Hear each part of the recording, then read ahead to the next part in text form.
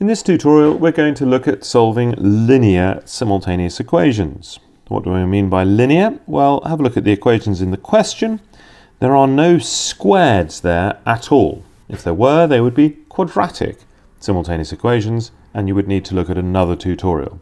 These two highlighted equations are both the equations of straight lines, and what we're really doing is finding out the point at which those lines cross. Right, how do we do this? Well, always a good idea in simultaneous equations to label your equations. A and B, I'm going to call them. And then what we're going to do is we're going to use something called the elimination method or the balance method, which is where we make the coefficients of either x or y the same size in my equations.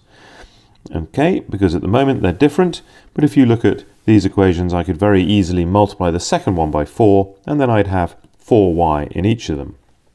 Why would I do that? Well, I could then add, or in this case subtract, the new equations, and that would get rid of the y's and leave me with an equation in x which I can then solve. And having found x, I can substitute that back into either of my original equations to find the other variable, in this case y.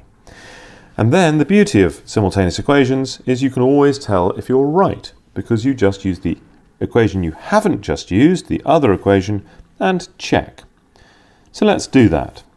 First thing we're going to do is we're going to label these equations. So call that one A, call that one B.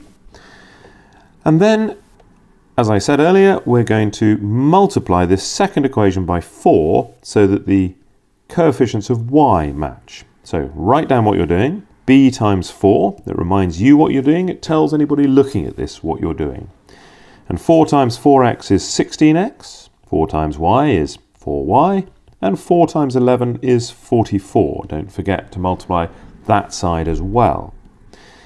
And I can now, if I give that a name so I can refer to it, call that C, I can now eliminate the y's by subtracting, because 4y minus 4y is 0.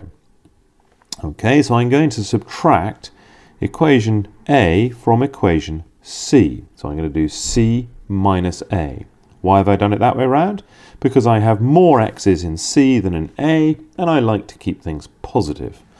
So here we go. 16x minus 3x is 13x. 4y minus 4y is 0. That's rather the point. And 44 minus 5 is 39.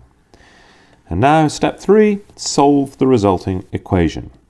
Divide both sides by 13. It's never a very difficult equation to solve. The 13's on the left cancel, and I get 39 over 3, and 39 over 3 is 3, which gives me one of my two answers. I need an answer for x and an answer for y. I can now substitute that back into either of these equations. I'm actually going to substitute it back into b, because that would seem to be the easier equation. And that gives me 4 times 3, which is 12, is it not, plus y equals 11. And to solve that equation, I simply subtract the 12 from both sides. Sometimes it'll be a little more hard work, but not this time. And that gives me y equals minus 1. So there are my two answers, x equals 3 and y equals minus 1. Now I did say we could check in the other equation. So I'm going to do that.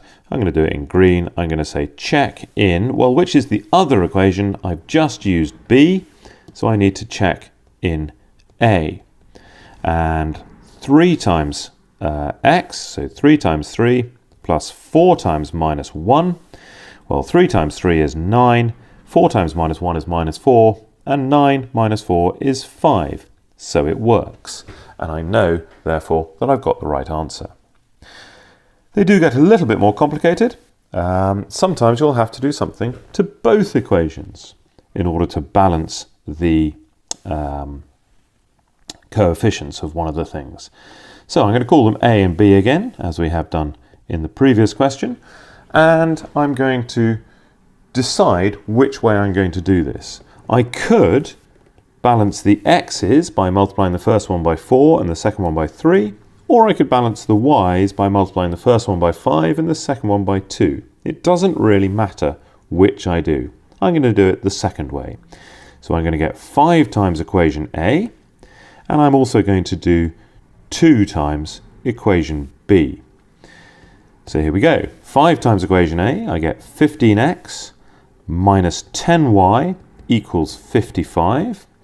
And if I do 2 times equation B, I get 8x plus 10y equals 14. And I'm going to give these new equations new names. So C and D, very imaginatively. And now, although they've got different signs, the coefficients of y, the numbers in front of the y, are the same size. And because they've got different signs, I'm now going to add the equations together.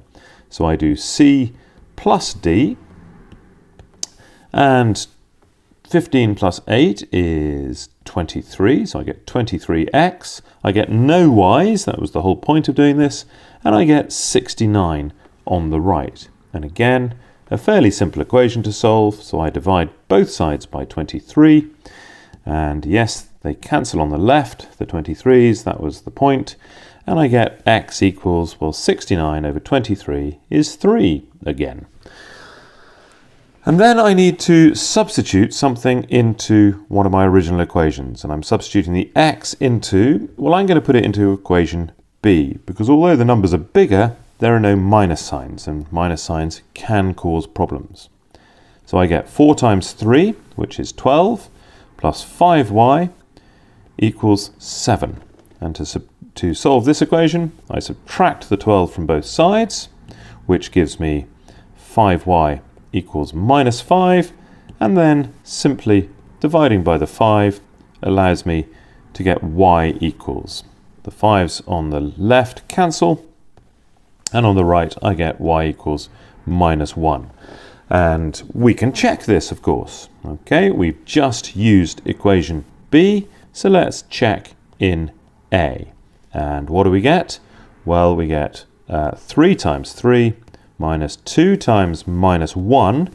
Okay, so 3 3's are 9, minus 2 times minus 1 is plus 2, 9 plus 2 is 11. And again, it works. So that is the balance or the elimination method. There are other ways of doing it, and we'll explore one of those in the quadratic simultaneous equations tutorial.